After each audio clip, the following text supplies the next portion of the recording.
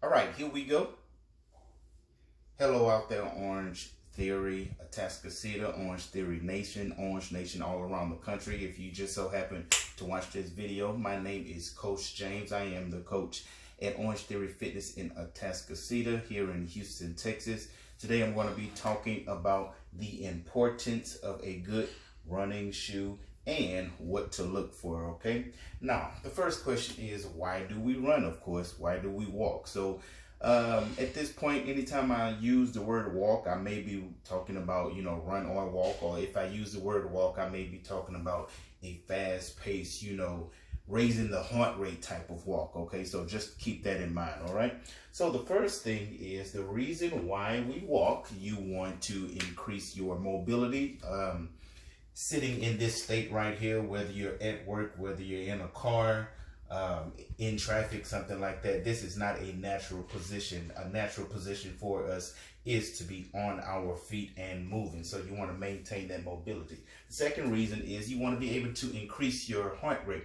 That's why I say we're not just talking about a normal walk, like if you're getting out the car and walking to the inside a store or something like that. We're talking about for a fitness purpose, for about 10, 20 minutes or more to really raise that heart rate, okay? The other reason is we want to improve our circulation or keep that circulation. The more you move, your blood is circulating, okay? Not to get too technical, but there's a thing called a muscle pump. Anytime you walk, when your feet plants, okay, what happens with your calf muscles is it actually squeezes the blood at the bottom of your body back up, shoots it back up to the top of your body and all the way around. And every time that you take a step, you're activating that muscle pump, okay? Don't want to get too much into that, but that's very important, okay? The other thing is we want to stay fit, of course, okay? You definitely want to stay fit, and the way you do that is by running or walking, okay? Whatever you can do.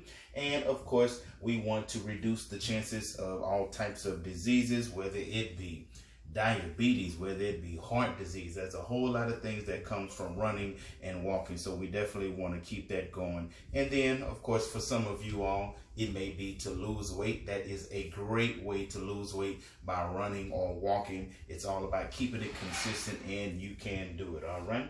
So now let's get into the conversation.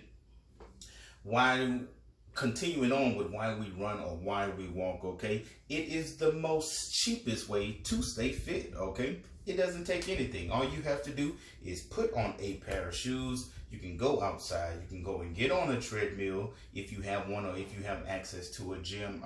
You can do it anywhere, okay?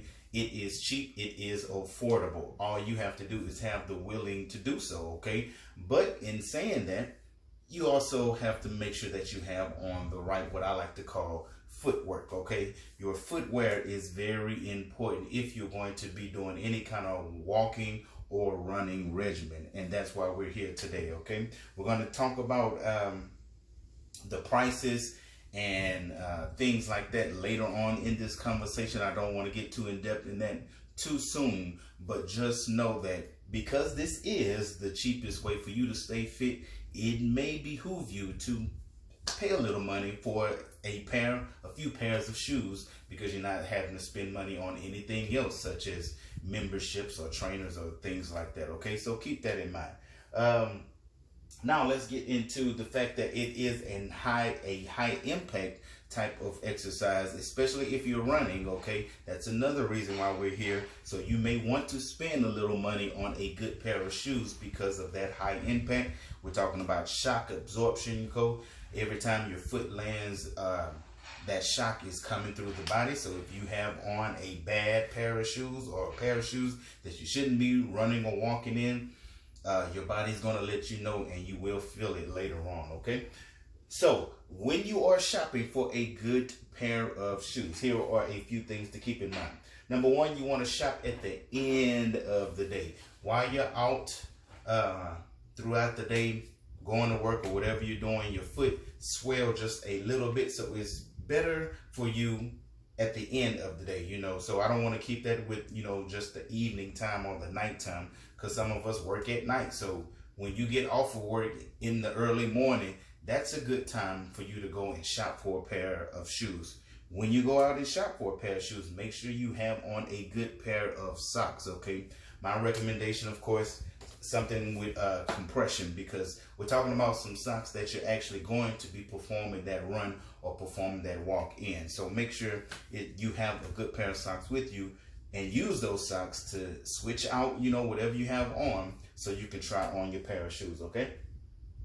And then here's an important thing. A lot of people, they wear cotton socks, okay? I would not recommend wearing cotton socks, especially if you plan on doing a walking or a running regimen, okay? And here are a few reasons why. Number one, they're too thick. So if you have on a pair of cotton socks, it may throw off how your foot really feels when you're going to try on another pair, okay? Now, if you think you have a good pair of shoes, this is what cotton socks will do while you're actually running or walking, okay? They're too thick, and they don't wicker what we call away moisture. So all that moisture that you're creating from the sweat as your feet are moving, it's piling up, okay? And it's making it uncomfortable for your toes. Your toes are not able to breathe like they should, and that can lead to some other things, okay? They can get soggy, okay, if you're outside, or if it's a humid day or something like that, if it's a rainy day, okay? Those cotton socks, number one, they're already thick, okay? And then they're already keeping in moisture, and you're adding moisture onto it if you happen to be in some conditions that's not normal, or that are kind of wet outside. So keep that in mind, okay? And the other thing is they can cause blisters, all right? Because they don't stick to your foot as, for instance, you know, compression or polyester type of socks. That can be another problem for you, and then that'll take away from what you're trying to do in the first place, which is stay fit, okay? You can't stay fit, you can't focus, you can't go as long as you want to, because now you're having to concentrate on why your feet hurt, the bottom of your foot, the top of your toes, anything like that. So I would definitely recommend not wearing a pair of cotton socks, okay? So moving right along, this is what another thing you want to look for when you're shopping for a pair of socks. You want to keep about a thumbnail between your toe and the front of that shoe, okay? Just to show you what that looks like. This is one of my favorite pair of shoes right here. So again, about a toe, maybe even a thumbprint, maybe even half a thumbprint between your big toe and the top and the front of that shoe. The reason for that, number one, your feet, they're going to swell and they're going to expand as you go into your run or as you go into a walk, especially if it's in a long run that day or a long walk that day. You know, anything over 20 minutes, that's long enough. But if we're talking about distance runs, you know, over 5 miles or something like that, you definitely need that room in your shoe as your feet begin to swell, okay? The other reason, for speed workouts, a lot of people, they say, you know, I'm not an endurance runner. I don't do those 5K, 10K, half marathon, full marathon. That's fine too. So if you do a speed workout, this is why you need room in your shoes as well. When you are running and you have to come to a stop, when you come to a stop, what your toe is doing, it's sliding up to the top of that shoe, okay? But if you don't have any room in the first place, all your toe is doing is hitting right at the top of that rubber or whatever that material is, okay? And over time, that can go back to wearing those thick pair of socks. That can cause blisters as well. So you want some room in your shoes, whether it's for a speed workout or whether it's for a long endurance workout. Now, just to throw this in, even if you're doing any other kind of workout, okay, maybe if you're doing just something in the gym, something on an exercise floor, or group X exercise or something like that, okay, you want a pair of shoes that have some type of room. You want them snug, but you still want your toes to be able to wiggle. You want your toes to be able to grip the floor, grip the ground, okay? Not literally, but inside that shoe, the more your toes can span out and grip on the inside, then the more stability that you'll have when you're moving, you know, side to side lunges or shuffle steps or any of that stuff that we do in the gym, okay? So that's why it's important. You want that room. You don't want your toes completely compressed inside that shoe. You want it snug, but you still want a little bit of room at the top, okay? So keep that in mind when you're shopping for your shoes, okay?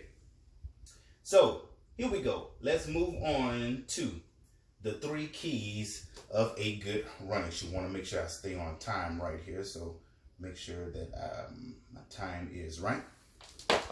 Is that correct? Okay. Number 1, we want to focus on the midsole. Okay, the midsole, going back to my shoes, the midsole is right here between the ball of your foot, the ball of your toe, which will be right here, and the heel.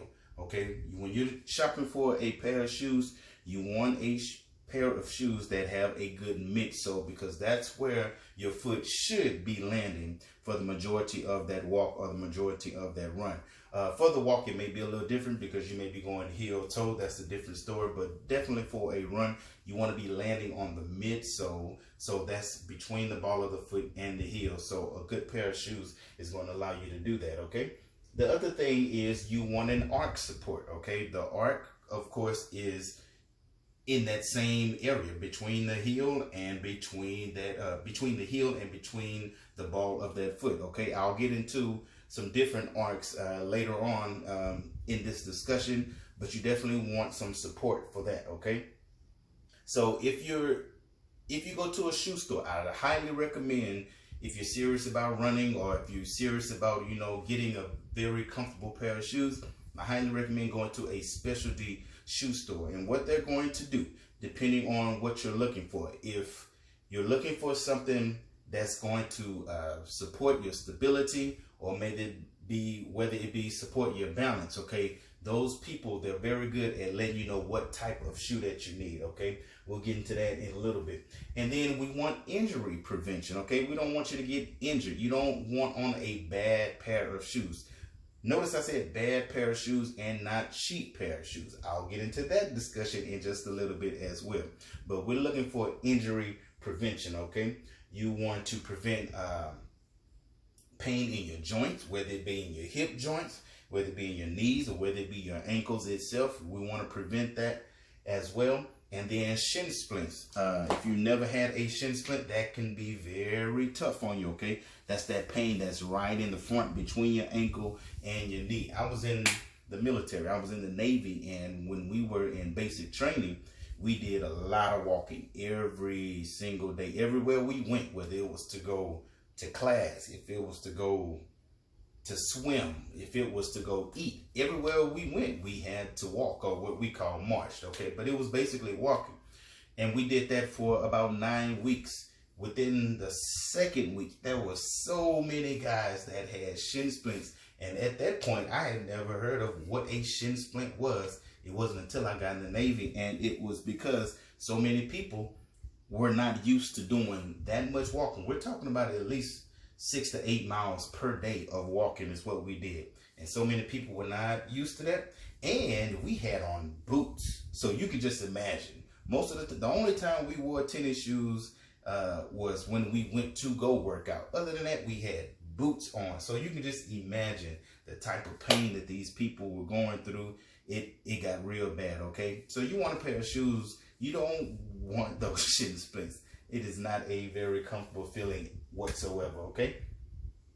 And then of course we want to protect the lower back. I spoke earlier about shock absorption. So if you don't have on a good pair of shoes and you land very heavy in your runs, then you will cause that pain. That pain is going to shoot up from the heels all the way to that lower back, and we definitely don't want that. Okay. You shouldn't be running that hard anyway, but that's a whole nother discussion. But if by chance you're just starting off and when you land, it's a hard landing, make sure you have on a good pair of shoes that can absorb that shock. Okay, now let's get into gait. So what is gait? That word is G-A-I-T. Gait is the way we walk or the way we run. Okay, you have 3 areas in your gait. You can either have a normal or a neutral gait. What that means is when you walk, your feet go from the heel and it rolls up to the ball and then it ends on the toe. That's what we call a normal gait. Okay, I wish I had an explanation I can give for you. If I need to go back to my shoe right here, I can just a little bit. Okay, a normal gait. If you can see this, I'm going to do it from the side first. Normal gait, you're landing on the heel and that shoe is going to roll all the way to the front. Okay. facing this way, land on the heel, and it rolls all the way to the front. That's your normal or your neutral gait, okay? If you have a normal or neutral gait, you're perfect. You can probably try to fit into any pair of shoes without a specialty type of shoe, okay? Now, there is also something called an overpronation. So what happens when you overpronate, when you walk or when you run? Now, going back to that same example with the shoe, what happens is, you probably can't see it from the side, so let me go to the front. What happens is your foot goes inward. If you ever notice some people, I'm sure a lot of you are going to, after you watch this video, you're going to pay more attention to not only how you walk and run, but other people, okay? So if you're ever walking behind someone and you can see that their foot goes inward when they walk, so they strike on the heel, but the foot rolls inward and then they roll up on the toe, that's what we call overpronate, okay? That foot is going inwards. What kind of shoes or what type of shoes is best for that individual? They need a stability shoe, because what's happening is they're losing balance every time that their foot goes in, because we're talking about the right and the left consecutively, okay? So they need a stability type of shoe if they overpronate. Now let's talk about underpronate. It is the exact opposite. On that one, the heel lands and then the heel rolls outward and rolls back into the toe, okay? So they're on the side of their foot when they walk or when they run, on the outside of that foot, okay? That can cause some ankle pain, some knee misalignment, all kind of things, okay? So when you have an underpronation, what type of shoes do you need? You need a shoe that's built for cushioning, okay? And what's going to happen is, because the soles on those cushioning shoes are so thick, I have a pair right here. These shoes are, I like to use them for longer runs because they have that thick sole. And what happened is, with that thick sole, your foot doesn't have a lot of room to go all the way to the side because that sole is so thick, okay? So remember those three. There's neutral, there's overpronate, going inwards, the foot is going inwards, and there's underpronate, where the foot is going outwards. So remember those three terms right there, okay? Now, let's debunk a few of the myths that you may hear. You may or may not heard some of these, but let's go with them anyway, okay? Make sure I'm on time. Doing great, doing great. Okay, so the first common myth: what works for one works for all. Wrong, wrong, wrong, wrong, wrong, wrong, okay? If someone suggests to you a certain pair of shoes that they use, or a certain brand, okay, it may work for them. It may not work for you. Do not automatically go out and buy the shoe. Of course, you have to try it on. If you know exactly what pair that you wear, or what size, what I meant, if you know exactly what size shoe that you wear, don't just go out and say, yeah, give me a pair of 10s of this shoe, because my friend, they liked them, they said they were awesome, and you know, this friend of yours is a 13-mile, you know, every other day type of run, you know, so they have to be good. Well, you all may not have the same type of foot. You need to go into the store. You need to try out the shoe. You need to find something that works for you, okay? And if you know what works for you, that is the best shoe, okay? But what works for one does not work for all, so get rid of that. Your shoes last forever. No, they do not, okay? The research shows that you want to put about 200 to 300 miles on a shoe. Now, that is entirely hard to do. I haven't been able to do that yet, but you should know, okay? If you've had a pair of shoes for a while, and you have used those pair of shoes for a while, it's probably time to get rid of them, okay? Anyone that knows me, I have a whole lot of shoes, a whole lot, because I use them for different reasons. I use them for different runs. I'm a runner myself, but I have different runs that I use, different types of terrain that I may be running on. Whatever the case may be, I'll give you an example of that later on. But you don't want to keep your shoes forever, okay? If your shoes are definitely over 2 years old and you've been using them, you've been actually wearing them, even if you just wear them to go to the store, but you wear them frequently, it's time to get a new pair, okay? They're messing up your arc, as we talked about earlier, okay? So go and get you another pair of shoes, okay? Now, here's the one that I hear all the time. You have to break your shoes in. No, you do not. No, you do not. Now, there's a different shoe for a different reason. So, you know, if you're looking for a shoe for the basketball court and you're looking for a shoe for the gym and you're looking for a shoe to run in, they're the same size, but they fit differently because of the purpose that the shoe is made for. That's a different story. But as far as, ooh, they feel a little stiff, well, I'll just wear them so I can break them in. There's no such thing. There's no such thing as breaking a shoe in. These are, you know, not like dress shoes. I should have got a pair of dress shoes so I can show you those too. But you don't have to break in a good pair of running shoes. Remember, we're talking about running, okay? Soon as you put those shoes on and you walk around the store, you should know, boom, yes, these are the ones that I need, okay? So keep that in mind. There's no such thing. All right, there is one best brand. No, there is not. No such thing as a best brand. I have right here, I have Nikes, I have Saucony's, I have Jordans, I have New Balance, I have Pumas, I have Polos, I have Reeboks, I have Asics. I have all type of brand. There's no such thing as one great or one brand that's better than the other. It's all about your preference. If you're a Nike person, then there are tons of Nikes that you can go out and choose from. If you are a New Balance person, same thing. Puma, same thing. Reebok, Adidas. You know, there's no such thing as one perfect brand. It all depends on you, what your preference is. Now, one thing I will recommend is when we're talking about running or we're talking about a fitness walking regimen, fashion is not what you're looking for. You're looking for comfort. Comfort should be the number one thing. Once you have that comfort, then you can kind of look for something that's fashionable, that color that you want, you know, that design that you want or whatever the case. But it's all about comfort, number one. So keep that in mind, okay? Now, the same shoes for every run or for every reason. There is no such thing as wearing the same shoe. In other words, what works for you as you running on pavement outside, you may do better with having what we call a trail running shoe, okay? So, for example, this shoe is more like a trail running shoe for me, and this shoe is more of a flat road pavement or street road running type of shoe, okay? And it's all because of how they fit. They are the exact same size, all right? One brand is a Nike, the other brand is a New Balance, okay? I can do 3 miles in both, but if I'm running on a trail or if I'm running on gravel or something like that, I would rather wear these pair compared to if I'm running outside on the street, I would rather wear these pairs. So you can choose different forms of shoes depending on whatever that reason is for running, okay? And then the last one, the price does not matter. I'm not going to even talk about the price just yet. Let me go ahead and describe the shoes that I have. Make sure I'm staying on time. Let me go ahead and describe the pair of shoes that I have first, and then maybe that'll give you an idea, okay? So I've already pointed out these Nikes right here. Because of just how they fit, they're very sturdy.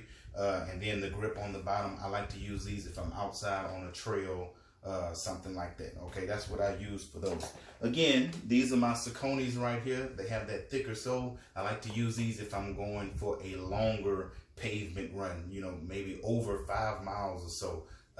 I'll use these Saucony's with the thicker sole, and they have a lot of cushioning on the inside. It's not just a thick sole, but it's thick cushioning as well, okay? And of course, they're yellow so I can be seen. Hey, all right. Now, Jordans, definitely not a running shoe, okay? Basketball, absolutely, okay? But basketball shoes, if you really go out and try on a pair of basketball shoe, a basketball shoe is not meant for running. Now, you may be thinking, well, when you're on the basketball court, you're running. Yeah, you're going back and forth. You're doing sprints, okay? You're not just at a steady state pace for 3 miles, 4 miles, 6 miles, okay? You don't want a basketball shoe. You want a running shoe. Very good shoes, but not for running. Keep that in mind, okay? New Balance, one of my favorite pair. As I said before, I use these on pavement. I also like to work out in these because they're snug on the sides, but they have that cushioning and allow my toes to spread out on the inside when I'm working out, doing jumps or something like that. So, very good pair right here. These are my Pumas. These are what I would like to call one of my everyday pair of shoes. I wouldn't run in them, okay? Because of the way they feel, they're a little lighter. They are snug, more snug around the toe area. They are the same size, but I definitely wouldn't run in these because they're meant for a different reason. Weightlifting or something like that, definitely. this is my go-to, okay? Everyday use, definitely my go-to. When I'm coaching, definitely my go-to. But running, they're just not the right fit for me, okay? I'm gonna do those last. I don't even know why I have those right here. These are some Reeboks right here. These Reeboks, I would pretty much say they're an overall type of shoe. If you can look just at them right here, you see how wide they are in the toe, but they're very narrow in the heel area and on the side of the foot where that gate, where that arc is going to be between that ball of the foot and the heel. So I haven't ran in them yet, but I want to because I just got them a couple of weeks ago, okay? Haven't had a chance to do a long run, but I think they would work pretty well. And when I bought them, the description said for running. So that's another thing that you want to look for. Most of the time, the brands will tell you what that shoe is meant for, and it'll let you know that, yeah, you'll do well. So I'm excited to try these out and see how they work for me. But I have a few pair of Reeboks, and I have ran in some other pair, work great, okay? And then this last pair I want to point out, not the last pair, second to the last. Last pair I want to point out right here is some polos, some canvas, khaki, fashionable shoes. I see a lot of people try to work out with these. These are the equivalent of like a flat Converse, all right? The Chuck Taylors. Not a running shoe. It's not a running shoe, okay? These are absolutely flat.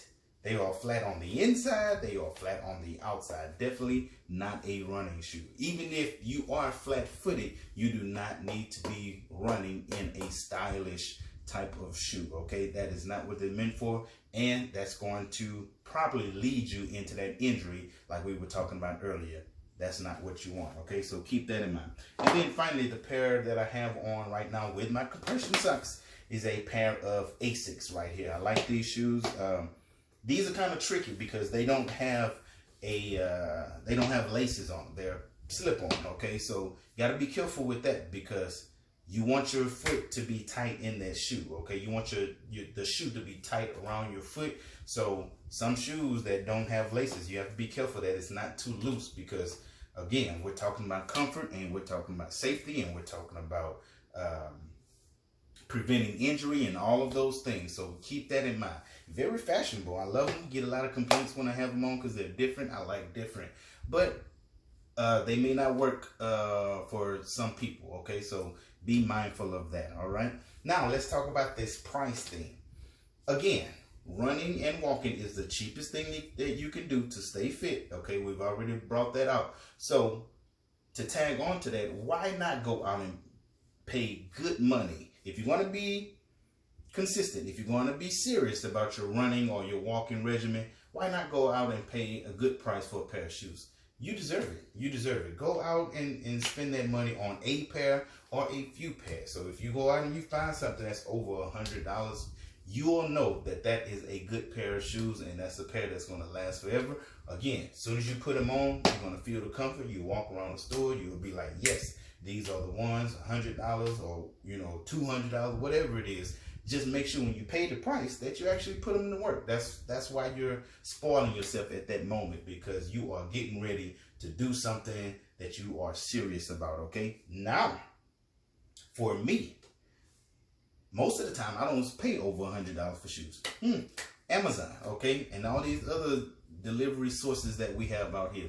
Because I have so many shoes and I use them for so many different reasons, I can go out. I pretty much know what's good and what's not good for me. And that's why I have so many. And that's why I don't really pay a lot of price. So the price is not a big thing, okay? If you know exactly what your foot should feel like when you run, you can have a few pair and you don't have to pay a lot of money because you're going to be using them so frequently, okay? But if you only looking for that one good pair, maybe even two good pair, go out and spend the money. Go out and spend the money. You deserve it. Or take the same amount of money. Let's just say if it's $200, instead of buying 2 pair of shoes for $200, you can buy 5 pair of shoes with that same $200 or 4 pair or something like that. You know, it's up to you, okay? But you have to know yourself. Go out, get a pair of shoes. Don't worry about breaking them in or anything like that. But you should know as soon as you put them on that this is the shoe for me. And It's going to benefit my run. It's going to benefit my walk. It's going to benefit my workout, whatever it may be, okay? And of course, since we are talking, for Orange Theory workouts, you definitely want a shoe that you can do well on the strength floor and on the treadmill. That's another key thing right here, okay? If it's something that you can run out on the pavement with, for a distance of 3 miles or less, that's probably a good shoe that you can use for an Orange Theory workout, going between the rower and the treadmill and the strength floor, okay?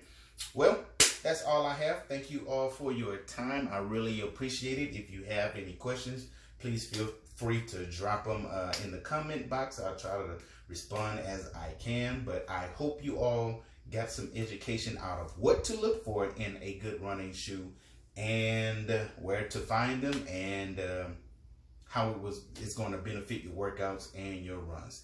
Thank you all for watching. It is Coach James right here, Orange Theory Fitness, Atascocita, and I will see you next time. I'm out.